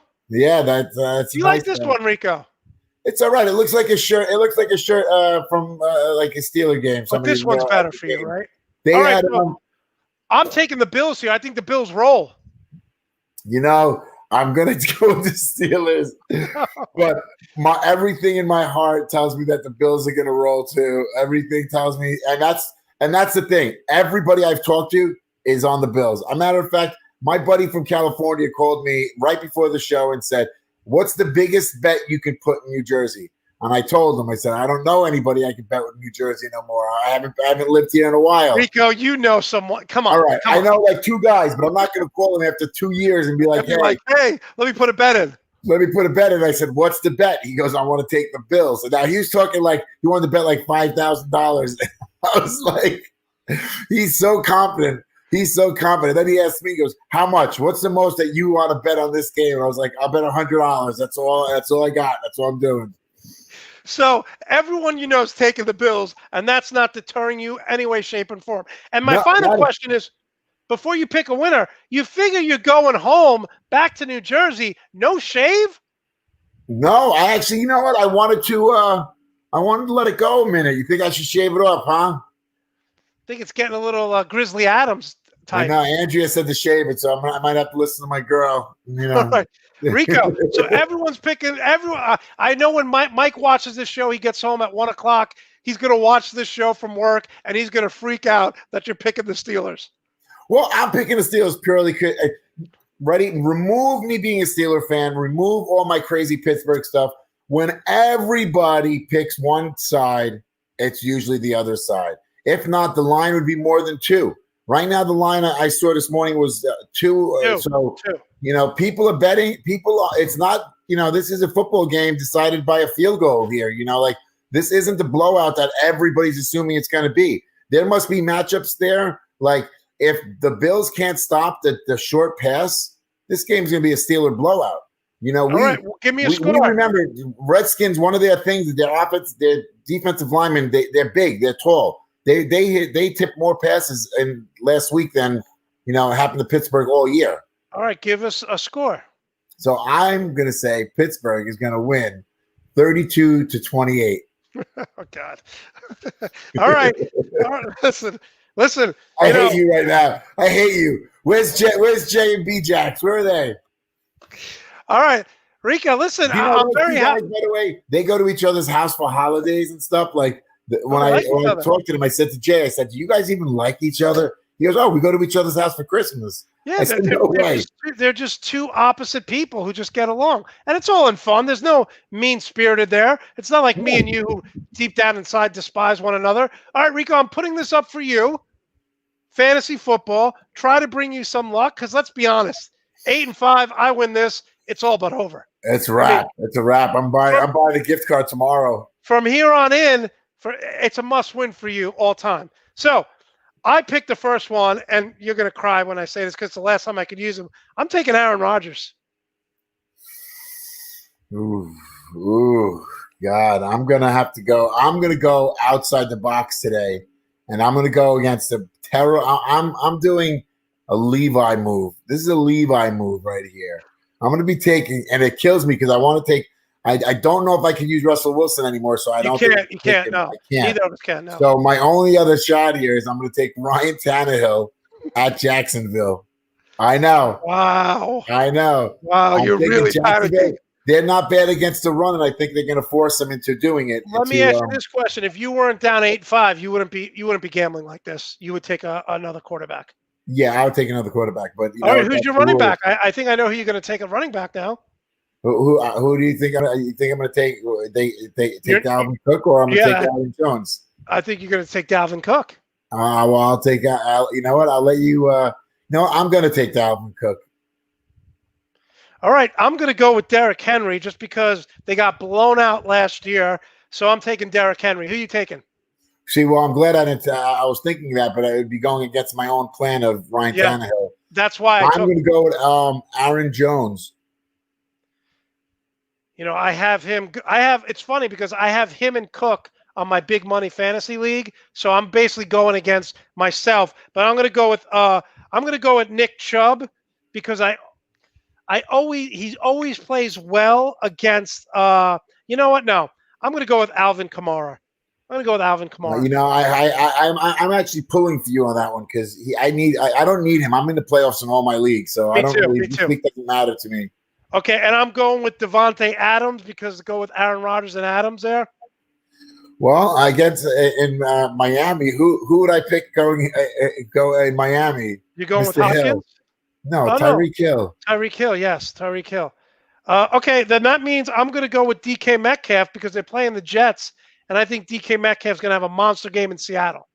Well, I think Keenan Allen's going to rip it up in Atlanta. I think they're going to love him and they're going to hate him in Atlanta. Were you thinking about taking Calvin Ridley at all since Julio Jones is not playing? Actually, I got both of those. I got both of them written down. I took Keenan Allen instead of Ridley. That's a smart move right there. All right, I'm going to go with Travis Kelce as my tight end. Actually, you pick. My bad. Oh, well, I'm going to go. Well, since I have. Ooh, I feel like if I don't take Kelce, I might just be giving away the game here. Yeah, but you can't have Hill and Kelce both on the same team. Yeah, but that's only if you. That's not like if you have KC. So if you have Kansas City, they score a crazy amount of points. So I'm gonna go with Kelce. I'm gonna do it. I'm gonna put all my money down on. No, you know what? I'll go with Waller. Okay. I'll hedge my bet a little bit. I'll go with Kelce, and I'm going to take Seattle's defense because I think they're going to get a ton of sacks today. Are you going with the Pittsburgh defense today? No. I'm going at New Orleans. I'm taking New Orleans. Smart. I was thinking about doing that. I think Hurts is going to, he's young. He's young. So, Rico, I don't know if you know this, but I got the COVID test, which I'm going to be talking about in a minute. And putting that swab up your nose is probably the most unpleasant thing. How many times have you gotten that done? Oh, my God, like 6 times. When I worked on the Disney show, we had to do it every 2 days. Every 2 days, they brought us in for one. A 24-hour rapid test. This is what I don't understand, Rico. Cooks against the Bucks run defense. The Bucks are only allowing 72 yards of rushing offense per game. Well, Mr. Cook is Mr. Cook. That's actually, I didn't know about that stat. Way to do your prep. That's eye-opening and concerning. Way to do your prep work. All right, Rico. We end the show as always with you and your rant, the Rico's rant. Some people really enjoy this. Some people really don't like it. So it's kind of like hit or miss, which is typical. I never know what Rico's going to say. So let's get right to it. You know, I had a whole rant. Here we go. I had a whole rant planned out for today, but then I came home last night and I was sitting in the living room with my father for about 40 minutes talking and listening to him talk. And I've learned a few things in life last night, that when somebody's talking and they're that much older than you and they're in the parental spot, that you just pretty much say nothing and yes them to death and just and you're right. I think saying the word yes and you're right has made me seem more like a genius in my life than any other two words that I've used in my life. So I think if you want to sound you become smart, a yes man with your dad. I was like, yeah, I was like, you're right. You're 100% right. Like saying the word, say you're right, and then you mix in 100% every so often, and that really kicks it into another level. You're like, yeah, you're right. Yeah, you're 100% right about that. Yeah, without a doubt. I can't argue with that one bit. So the rant is pretty much just like how to get by when you're talking to somebody who's older than you, who thinks that they know they're 10 times smarter than you, and just yes them and know them. So even though this is a weak rant, whoever doesn't like this rant, they can go, they're great. They're awesome. They're good. Rico, look at this. I feel like it was, I did not want to hear about a bad COVID test. Poor LC. There's another one. Yeah, where did you get you're in Florida? I might be coming in Miami next week. There's a possibility. Okay, why are you coming to Miami next week? Because I might be flying. I have a buddy of mine who had told me that if I can get to Miami, which I might drive down, he can get me he could get me onto a private jet to LA, so I don't got to quarantine when I get back home. Oh, so you're just basically doing your own thing, like an outlaw, and just not following the rules. No, I'd be driving to Miami, and then I'm getting on a plane with 4 other people, and flying instead of getting on a regular airline, plane. That's actually safer. That's what I'm saying. That's why I might drive 24 hours to Miami to get on a plane to fly. You're not staying in New Jersey for the holidays? No. I'm only here for a week. I came in for a family thing and a work thing. Oh, okay. All right. Well, listen, let me know. We'll get together if you come down. If I'm not in quarantine by then, I don't think I have COVID, but I have a sinus infection. I don't know. It looks like in your eye, you're getting a little cross-eyed. What is wrong with you? Yeah. Didn't you know cross-eyed is one? Rico? Yes, I did. Yeah. I'm good. I got the antibodies. Me and you can hug. We can bump chests. We're good. I mean, it's Florida. Does anybody get it in Florida anymore? I mean, you guys are going to football games down there. No, listen, because Ron DeSantis doesn't care, and I'm going to talk about that in a few minutes. All right, Rico, thanks so much for joining us. Enjoy your time in New Jersey. By the way, what's the weather like there? It was 55 and misty yesterday. It was great. All right, it's like 70 here, so it's not too cold. Nope. All right, Rico, have a good week. All right, love you thanks guys. So much. I'll let you know about Tuesday. All right, cool. All right, love seeing you. Take care, Rico. That was Rico. Show me the money, Graziano. Listen, he's. How about that? What does this mean? I have COVID eyes. I have sinus infection. That's why my eyes look like this. I don't know what Rico's talking about. Okay, so now finally it is time for my extra point.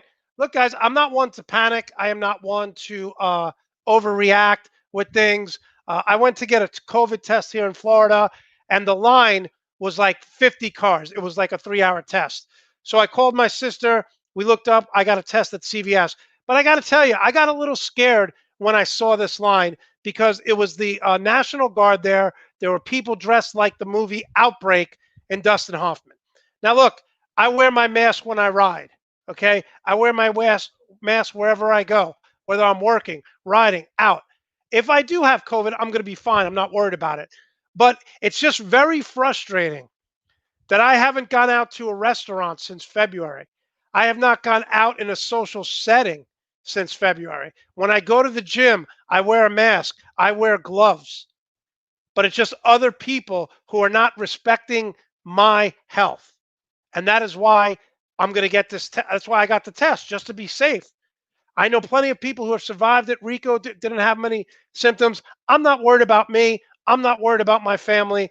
But when you see what's going on, where there's no fans in the stadium, players are just playing with no fans. It's been 9 months since COVID-19 hit America. 9 months, and we're not better off. We're not better off. So just be safe, be smart, and if you do get it, it's a virus. Take care of yourself and be safe. Be safe. It's very frustrating to me that I've done everything that I can to protect myself, my parents, my brother, my sister, and yet I might still have it. So it's very frustrating to me. Very frustrating. But I don't want you to think that we're in the clear. Hopefully now with this vaccine, people get it. They stay healthy. Stay safe, everyone. I want to thank Ori Hicks. I want to thank Brandon Jackson. I want to thank Jay Andrews. I want to thank Rico. Show me the money, Graziano. But most of all, I want to thank you guys because, like I said, we are trending in the right direction. We are number 3 on YouTube. So if we start doing the show 5 days a week, we'll get to be the number 1 trending sports show on YouTube. And in the immortal words of Arnold Schwarzenegger, I'll be back.